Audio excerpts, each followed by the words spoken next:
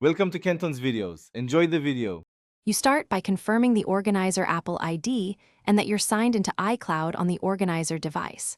Once done, open Settings Family Sharing and add each family member, then have them accept the invite on their device. Make sure to purchase or upgrade to an iCloud Plus plan from the organizer account so storage is available. This step links accounts and enables shared storage.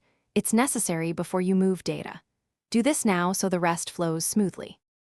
Next, you assign the shared storage from the organizer's iCloud settings.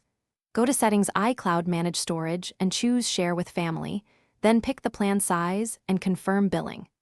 Once the organizer enables sharing, family members should open their iCloud settings and verify that shared storage appears. Make sure each device is set to use iCloud for photos, backups, and Drive so the data actually consumes the shared pool. This ties services into the common storage. To finish, you regularly manage the shared pool. Open Settings iCloud Manage Storage to see what uses space and delete old backups or large files as needed. Make sure Photos is set to optimize storage so devices don't fill up.